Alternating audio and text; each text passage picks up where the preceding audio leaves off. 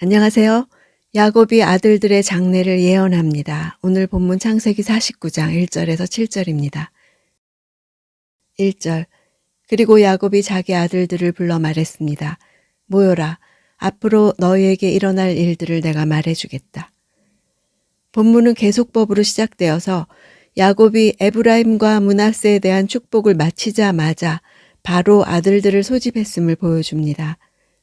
하나님께서 죽음을 앞둔 야곱에게 이스라엘 지파들의 미래에 대해 신탁을 주신 것입니다. 2절. 야곱의 아들들아 함께 모여 들으라. 너희 아버지 이스라엘의 말을 들으라. 아버지 이삭이 아들들에게 축복을 빌어준 모양과 대조적으로 야곱은 모든 아들들을 한 곳에 모아놓고 공개적으로 선언합니다. 너희 아버지 이스라엘의 말을 들으라는 것은 이스라엘 민족의 시조로서 이 말씀을 선포하고 있는 것입니다. 야곱이란 이름과 더불어 이스라엘이란 이름이 등장한 것은 이 예언을 듣는 자들이 1차적으로는 육적인 야곱의 아들들이지만 이들은 더 나아가서는 언약의 계승자인 이스라엘의 아들임을 보여주는 것입니다. 3절. 르우벤아 너는 내 맏아들이며 내 힘이며 내 기력의 시작이다. 위엄이 첫째고 힘이 첫째다.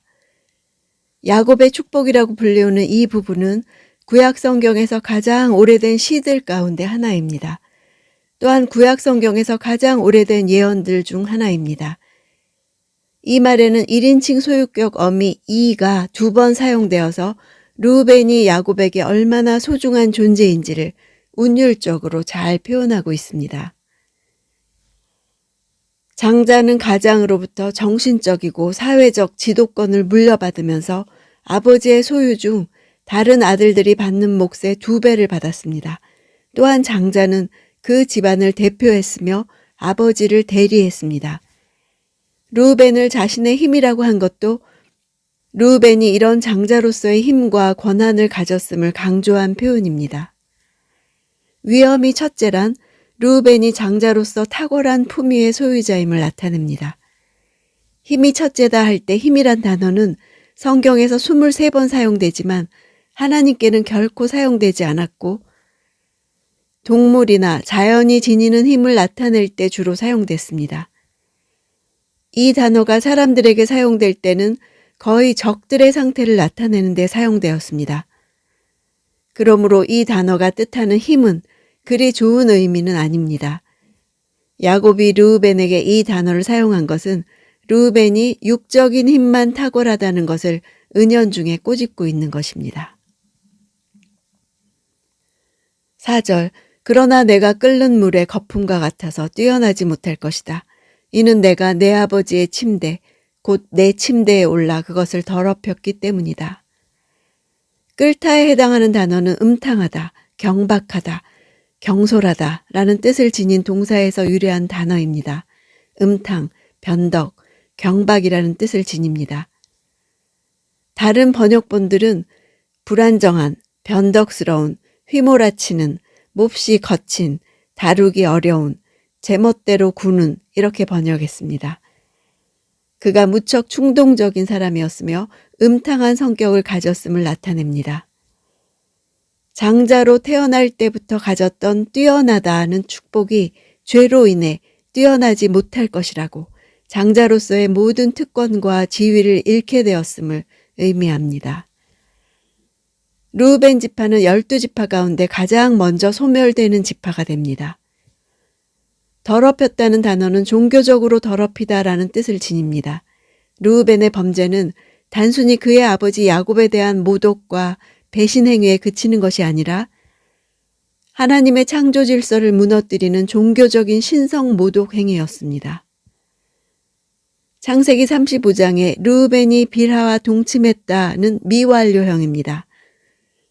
어쩌다 한 번 실수를 한 것이 아니라 계속했다는 것입니다. 이 죄로 르우벤은 장자로서 모든 것을 잃습니다. 5절. 시므온과 레위는 형제다. 그들의 무기는 폭력의 도구다.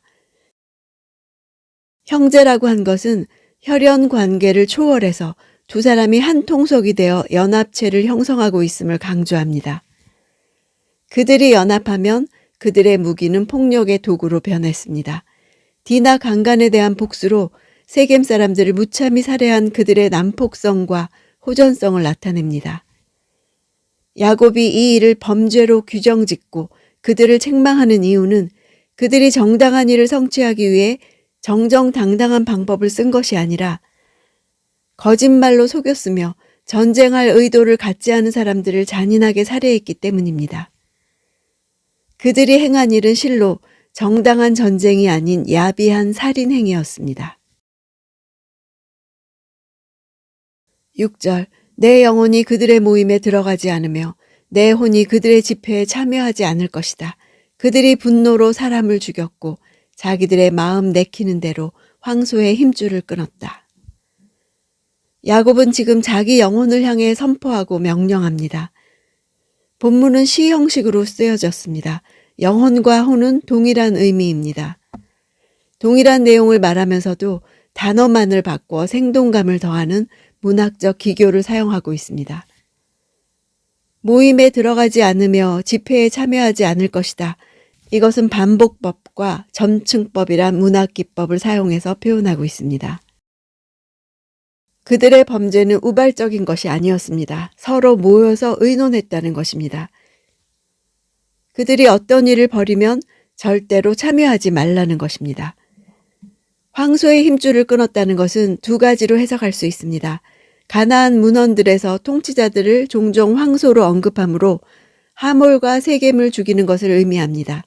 또는 철저하게 세겜을 약탈하고도 남겨진 가축들의 힘줄을 잘라내어 세겜족이 재기하지 못하도록 완전히 황폐화시켜버린 것을 의미하기도 합니다.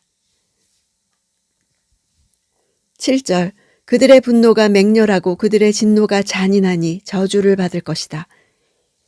내가 야곱 족속 가운데 그들을 나눠 놓으며 내가 이스라엘 족속 가운데 그들을 흩어 놓을 것이다. 시몬과 레위는 저주를 받습니다.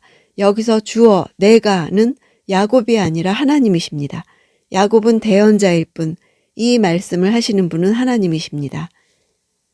나눠 놓으며 흩어 놓을 것이다는 유사한 단어를 반복하는 것입니다. 이 두 지파에게는 이 저주가 그대로 이루어졌습니다. 출애굽 후 광야길을 시작하면서 한 인구조사에서 시므온의 인구는 59,300명이었습니다. 네 번째로 인구가 많은 편에 속했는데 광야길 끝부분에서 시므온 지파는 22,200명으로 12지파 중 가장 인구수가 적었습니다. 유다 지파의 3분의 1에도 미치지 못한 결과 다른 지파들처럼 독자적인 기업을 얻지 못하고 유다 지파 중에서 몇몇 성읍만을 할당받게 되었습니다. 레위 지파 역시 한 지파로서 독자적인 기업을 얻지 못하고 이스라엘 각 지파의 영토에 흩어져 살았습니다. 야곱은 르우벤과 시므온과 레위에게 축복이 아닌 저주를 합니다. 예언은 절대적이지 않고 큰 가능성을 말하는 것입니다. 하나님께서 그렇게 하실 용의가 있다는 말입니다. 저주의 예언은 이 예언이 안 이루어지도록 죄를 끊고 그 죄에서 돌이키라는 뜻입니다. 경계로 삼으면 살 길이 열린다는 가르침입니다. 시므온과 레위는 둘 다 흩어질 것이란 저주를 받았지만 시므온 지파는 예언대로 흩어져 버렸습니다. 반면에 레위 지파는 몸부림이 있었습니다. 저주가 후손들에게 내려가지 않기 위해 하나님 편에 서서 금송아지를 섬긴 형제들과 친구들과 이웃들을 치는 헌신을 함으로 그들의 저주를 끊어지게 하고 복으로 바뀌게 했습니다. 또한 아론의 손자 비느하스의 헌신이 있었습니다.